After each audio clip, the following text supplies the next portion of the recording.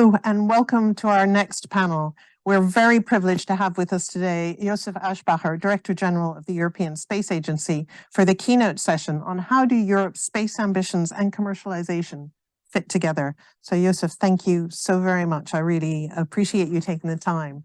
Before we go on to our Q&A, I want to remind the listeners it would be fantastic if you'd submit questions and I can feed them into the session throughout. I want this very much to be your session, to be asking the questions that you want answers to. It's via the chat box on your screen.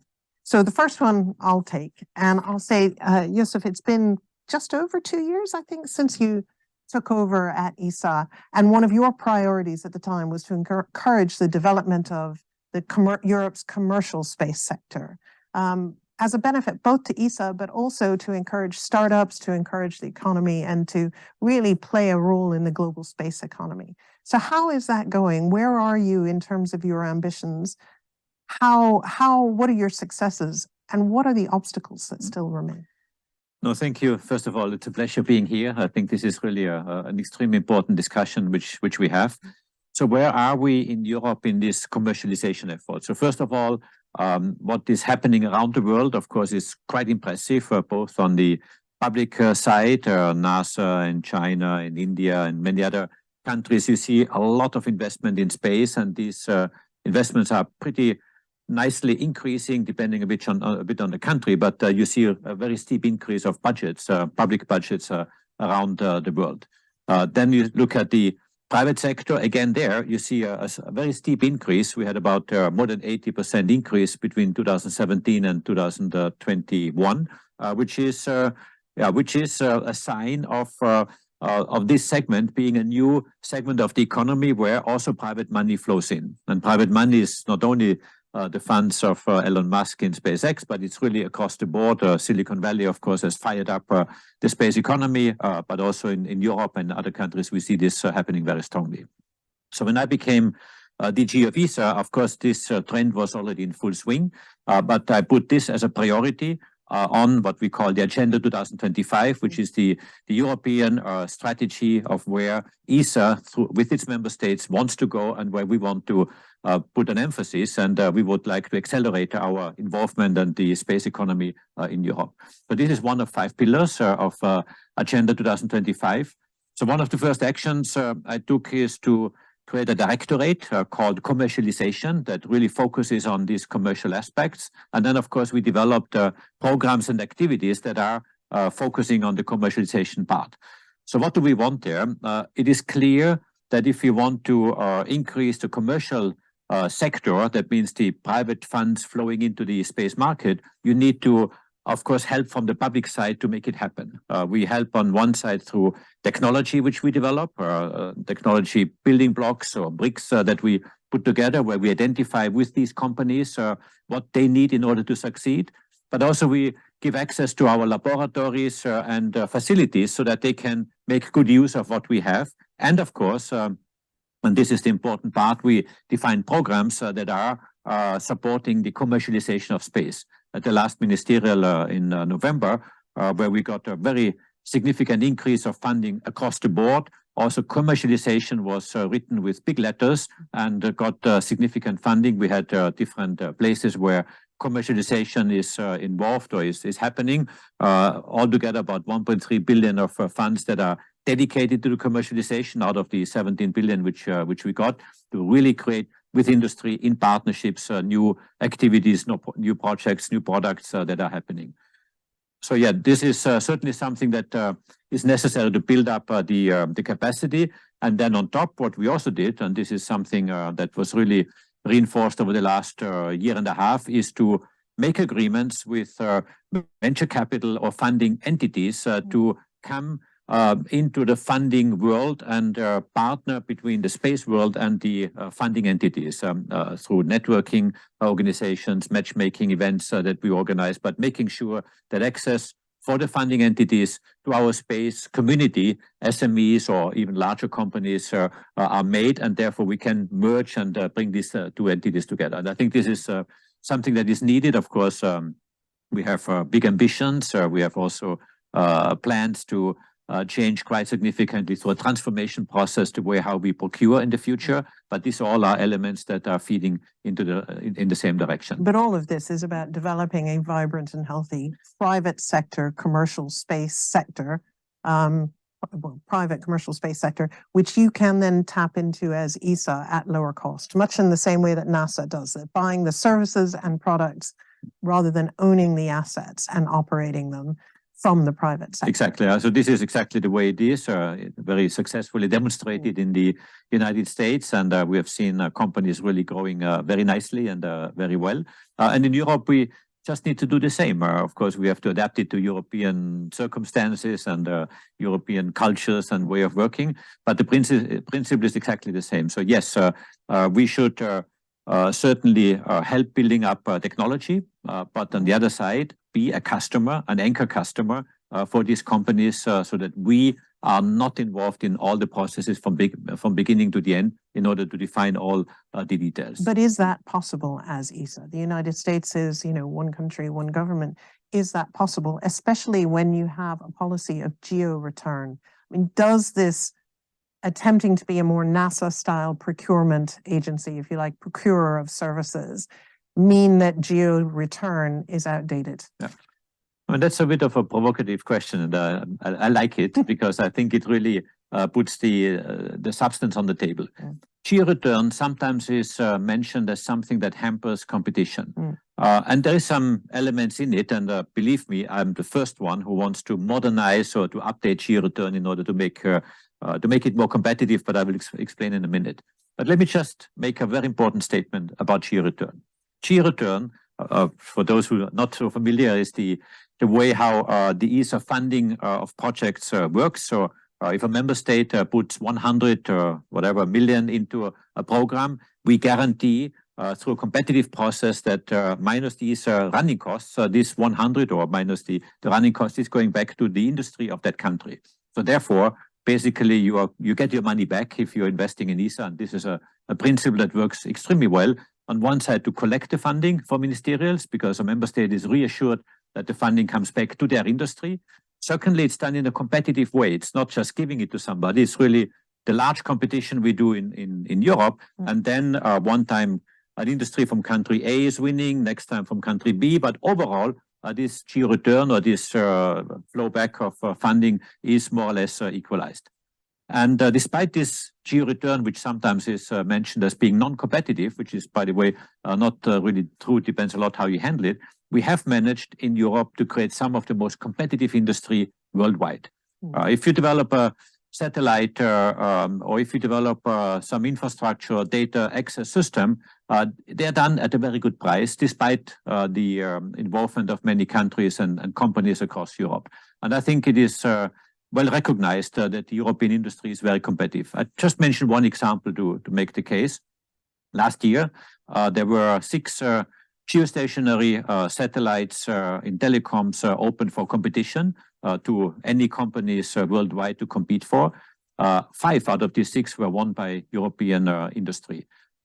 Showing that European industry is very competitive. So this is now one sector, which is geostationary telecom, but there are many other sectors as well. So industry is good, is competitive. Also thanks to the principle within ESA, which we have always made as our top priority, which is competition. Competition is is written with very big capital letters in all our procurement processes. So now I'm coming to the other side of competition, and this is certainly something that we need to look into. It is clear, and it is also true that once you go further into anchor customer procurements, that you need to loosen the reins of competition to the companies involved. And there, of course, this is a discussion I have to have with the member states because they are making the decisions in ESA. But one principle that we are already applying and could be further developed is what we call fair return, that you let the competition happen, and at the end of the competition, of the competitive process, then you are ensuring that the member state funding is provided according to that key. So not upfront, but at the end of the cycle. And this, of course, is a magic solution, if I may call it this way, of course, requires a lot of flexibility in the decision-making processes and the funding mechanisms. And this is something that I really would like to discuss with member states deeply, because that would open and would allow more competition to happen in this way. So what does that mean? Just to be clear, I understand this magic formula. It means that I give you 100 million and you guarantee I'll get it back, but not necessarily on this project, or not necessarily, I'll get it back maybe somewhere. How does that work? There are two ways where Geo-Return can be simplified, if I may call it this way. One is to aggregate over many more programs, and that is a bit what you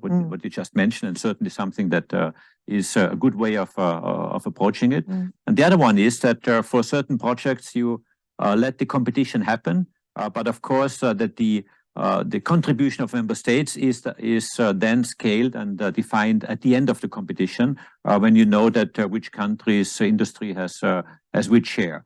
Of course, this requires that the decisions are made in a way that this post funding is made possible, and you can imagine that this is not an easy discussion. This is not going to be an easy political issue. It's not an easy discussion and not an easy issue, but we're doing it in a smaller scale already in the Artemis program, for example. Okay, all right. So that feels like that's a battle that may even go beyond your own mandate. Oh, for sure, these discussions are going way into the future, because the evolution of our transformative procurement process is something that takes time, takes discussion, and certainly takes quite a lot of deep debates with those concerned. And these are my dear member states. Indeed.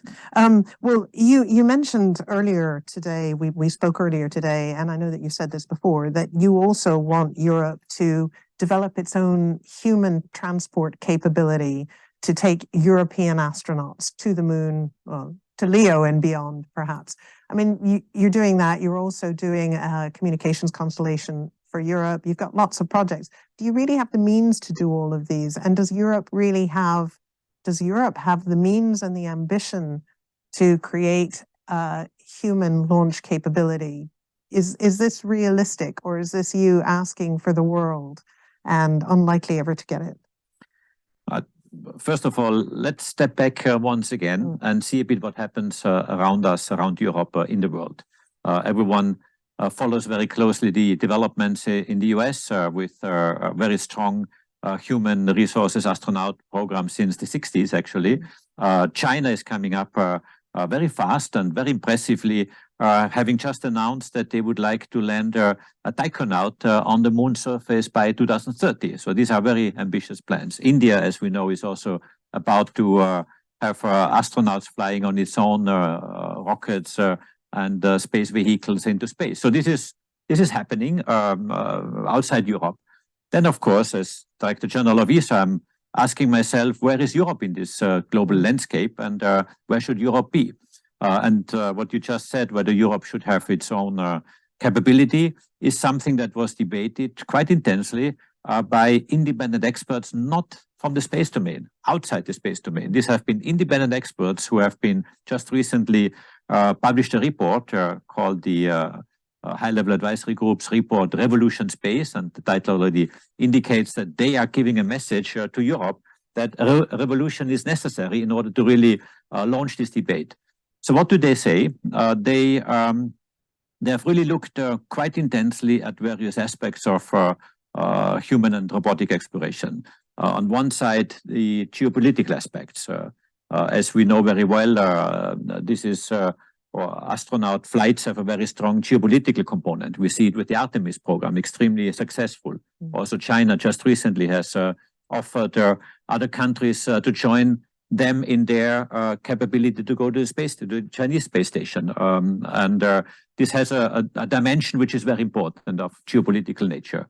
Just imagine for a second that Europe would have this capability and be capable of flying astronauts into space on their own rocket and space vehicle. And if a European astronaut would be joined by an astronaut from Latin America, from Africa, from Asia, this would be very powerful as a message, but it goes way beyond the space flight. This is having a symbolic value, which also allows countries to have other corporations that are built on this symbol of cooperation in space, in other engineering domains or science domains, where Europe, of course, also has a lot to offer. But I think this is one dimension of many where this capability would be quite interesting for politicians or for certainly space agencies. But Europe doesn't even have satellite launch capability at the moment. We're in a crisis. I mean, what on earth makes you think that we can actually do human launch capability, which I think in that sense is a big question. And also your views on Ariane 6. I mean, Ariane 5 is retired, will be retired any day now. And then Ariane 6 was due to fly by the end of this year. I mean, where are we on Ariane 6? And if we can't even get Ariane 6 working, is it now the time to be looking for human launch capability? I mean, today we still have a launch capability of European rockets. Ariane 5 is to be launched in a couple of days from French Guiana, Kourou. And so, yes, we have this, but yes, it's true for some months we will not have independent access for Europe into space with our own rocket, but this is very temporary. I mean, you have to look the time span of years or a decade, and if for a couple of months there's not a rocket available, it's bad enough. And I'm the first one to call this a crisis, but this is not something permanent or something where Europe has a fundamental issue. Fundamental issue is, of course, that we make sure that we have this capability medium to long term, and we have, of course, Ariane 6 in the waiting, being made ready for its inaugural flight. We have Vega C to get ready back to the return to flight by the end of this year. And then we have a series of micro launchers which are completely new, not yet launched, but they will come up as well in Europe. So we will have launching capabilities in the very near future. So you think, are you optimistic that by January next year we will have our launch capability restored? I'm not mentioning a date. Certainly for Vega C, we are planning the return to flight by the end of this year. So yes, from in that segment, yes. Ariane 6, we are at the moment going through the last technical milestones in order to get the Ariane 6 launch development to the end. That means to the inaugural flight.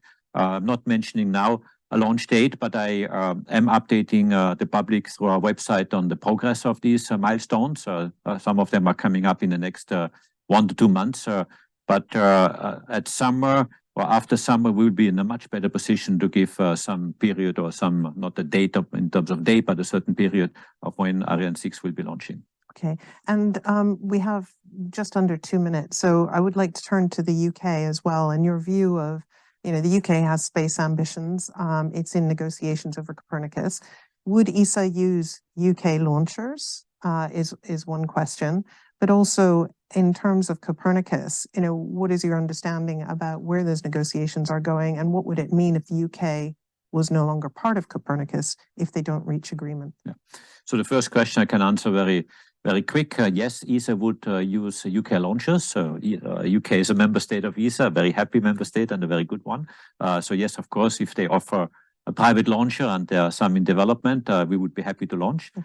Second question, what is the UK's participation in Copernicus meaning? I very much want the UK to join also the EU part of the Copernicus program. They already are joining the ESA program because there's so much at stake, and Copernicus is one of the best programs in Earth observation. I personally have been quite a lot involved in its creation in my previous jobs, and I'm firmly believing that there's so much to gain for any country, but I know the UK is now negotiating and discussing this very intensely, and I can only hope that the UK will join the EU program of Copernicus as well. And if it doesn't?